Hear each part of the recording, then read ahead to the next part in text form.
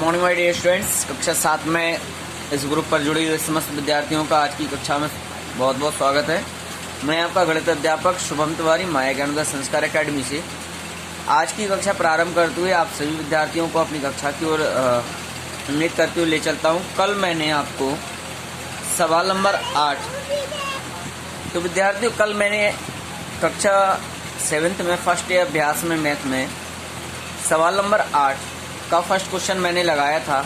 आज उसका second question है जिसका हमें सरलतम रूप निकालना है और क्वेश्चन है -18 बटे -27। तो विद्यार्थियों यह एक दी गई परिमेय संख्या है -18 बटे -27। इसका हमें सरलतम रूप निकालना है।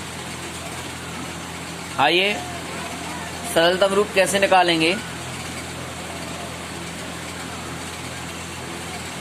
तो जिस प्रकार से कल मैंने क्वेश्चन को हल किया था उसी प्रकार से आज भी करूँगा।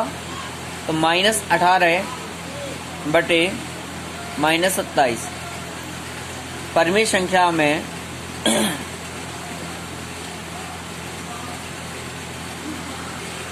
परिमेय संख्या में अंश व हर का मासा लेने पर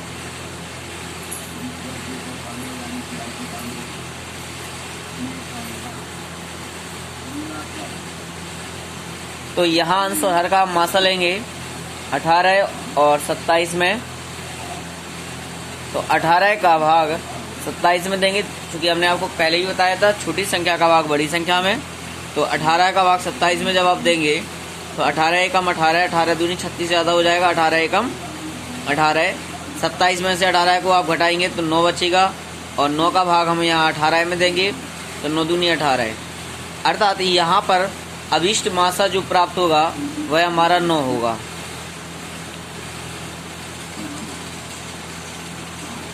अभिष्ट मासा बराबर 9।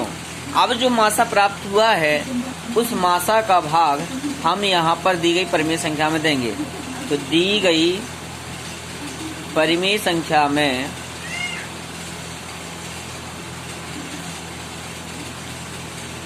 नौ से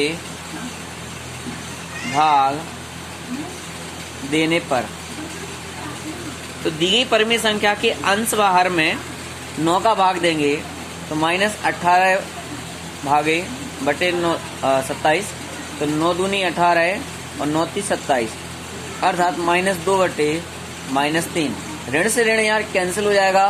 तो यहाँ पर यह एक धनात्मक परिमेय संख्या होगी 2 बटे 3, जो कि दी गई परिमेय संख्या का सरलतम रूप कहलाएगी।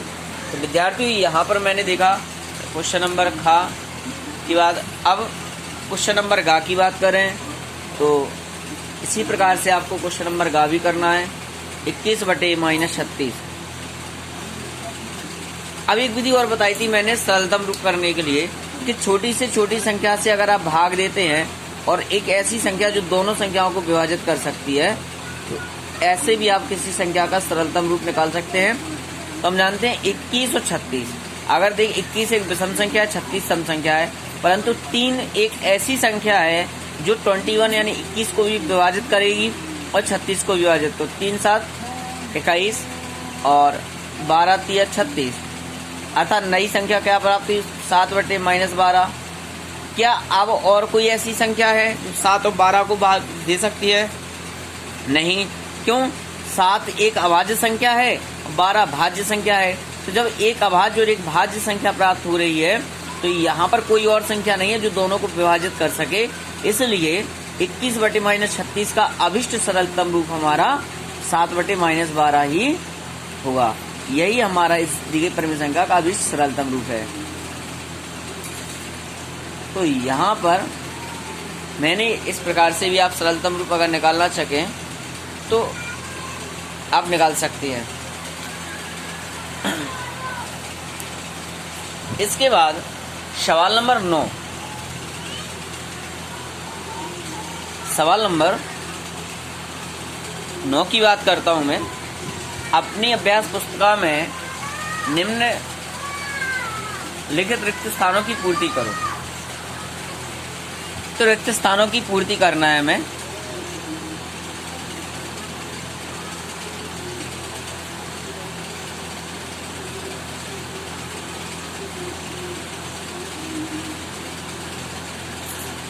तो रिक्त स्थानों की पूर्ति कैसे करेंगे, आइए देखिए। क्वेश्चन नंबर का एक परिमेय संख्या दी गई -3/7 बराबर अंश में खाली स्थान है और हर दिया गया -3/4 बराबर दूसरी परिमेय संख्या में भी अंश का मान नहीं दिया गया है और हर दिया गया 28। अर्थात यहाँ पर जो अंश के मान हमें नहीं दिए गए, खाली स्थान दिए गए, इनमें हमें भरना है कि अंश क्या आएगा।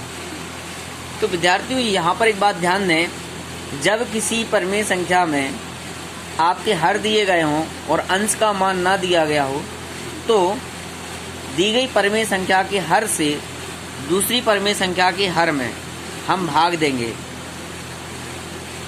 अर्थात यहाँ हम 4 का भाग -20 में और 4 का भाग 28 में देंगे और जितनी बार भाग जाएगा उतने भागफल का मल्टीप्लाई हम यहाँ पर -3 में करेंगे। तो यहाँ दी गई परिमेय संख्या है -3/4 और जिनके हर अंश निकालना है वो संख्या है -20 और 28 वाली परिमेय संख्या है। तो यहाँ पर 4 का भाग -20 तथा 28 में देने पर, तो जब 4 का भाग -20 में दोगे यानी -20/4, 4 एकम 4, 4 पंचे 20, तो -5 आएगा। और 28 का भाग 28 में 4 का भाग दोगे, 4 सते 28 यानी 7 बार भाग जाएगा।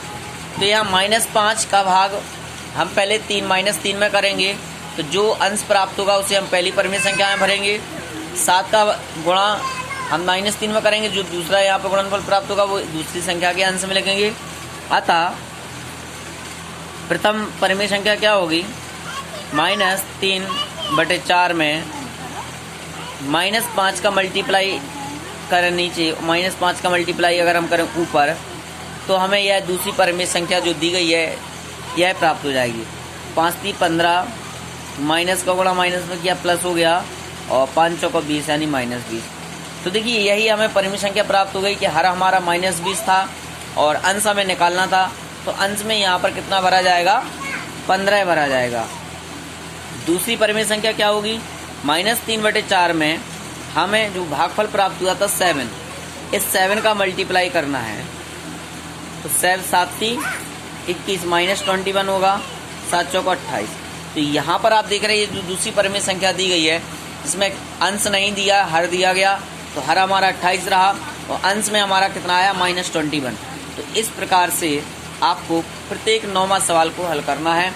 सेकंड क्वेश्चन में आपका एक परिमेय संख्या में अंश निकालना है, दूसरी परिमेय संख्या में हर। तो क्वेश्चन संख्या खा देखें।